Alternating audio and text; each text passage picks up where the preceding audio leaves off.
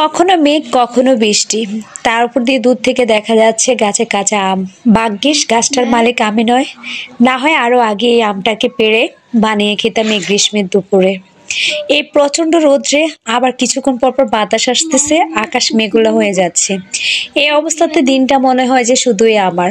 প্রচন্ড ভালো লাগতেছে এরকম পরিবেশ দেখে। আসসালামু আলাইকুম, welcome to my daily kitchen and ব্লগে। আজকে অনেকদিন পরে একটা ব্লগ করেছি।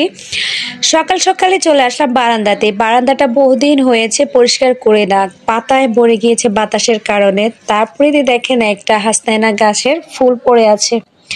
গাছগুলো আমার সব মরে যায় প্রায় এই অবস্থা। তাই ভাবছি আজকে বারান্দাটা খুব সুন্দরভাবে ক্লিন করব। এই নয়নতারা গাছটা পণ্ডিতি করে কোনো একটা সময় আমি মাঝখান থেকে কেটে ফেলেছিলাম। একটা ফেসবুকে দেখেছিলাম গাছ কিভাবে কেটে ফেলে তারপরে দিয়ে গাছটা দোয়াগা বের হয়। এখন দেখে মাশাআল্লাহ সত্যি সত্যি দোয়াগা বের হয়েছে। আর এই কচু গাছগুলো খুব শখ করে গ্রাম থেকে এনেছিলাম, অনেক ছোট ছোট, মাশাআল্লাহ বড় হয়ে গিয়েছে। এগুলোকে চিন্তা ভাবনা আছে রান্না করে খাবো। আর এখানে দেখেন আমার পুঁইশাক গাছগুলো মোটামুটি বড় হয়ে গিয়েছে, আবার একটা তরকারি খাওয়ার মতো পরিস্থিতি হয়ে গিয়েছে। এটা আমি লাগিয়েছিলাম একটা বন্য গাছ, নাম কি জানি না, শুকিয়ে যাচ্ছে। আর এখানে মিষ্টি কুমড়া খেয়ে মিষ্টি কুমড়ার বিচি ফেলেছিলাম, এখন চারা হয়ে গিয়েছে। আর গোলাপ ফুল গাছটাও আমার মরে যাচ্ছে। সকল গাছগুলোই কেমন জানি জিমিয়ে গিয়েছে আমার মতো। ইদানিংকাল আমারও কিছু করতে ভালো লাগে না, শুধুই জিমিয়ে যাচ্ছে। তাই চিন্তা ভাবনা করছি কোনো টেনশন না, কোনো জিমানো না, নিজের মতো করে চলবো। যাই হোক, নিজেকে সময় দিব আর আমার গাছগাছালিগুলোর সাথেই সময় বেশি কাটাবো। এই গাছটা তো পুরোই মৃত প্রায় পায়।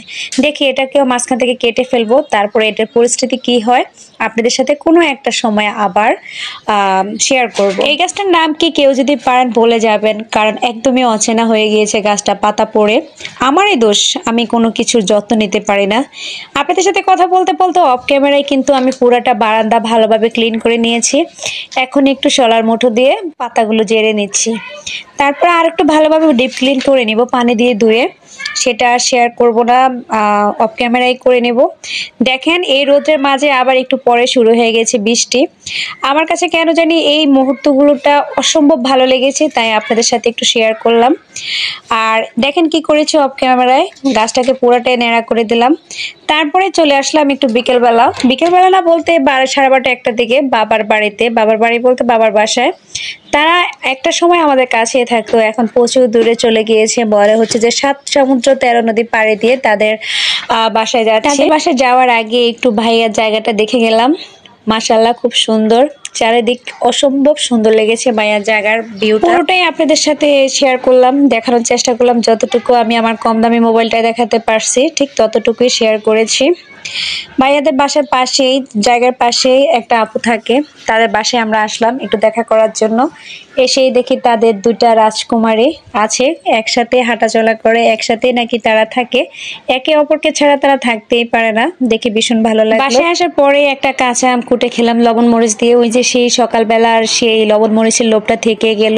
পরে আমার হেল্পিং হ্যান্ড আপু আমার জন্য কাঁচা আম এনেছে, সেটাই খেয়ে নিলাম, প্রচন্ড মজা ছিল। কিছু কাঁচা আম রেখেছিলাম আচার দেওয়ার জন্য, তারপর আচারটা দিয়ে দিলাম অফ ক্যামেরায়। আপনাদের সাথে আর রেসিপিটা শেয়ার করা হলো না। তো আমার ব্লগটি কেমন লেগেছে সবাই জানাবেন। আসসালামু আলাইকুম, ভালো থাকবেন, সুস্থ থাকবেন।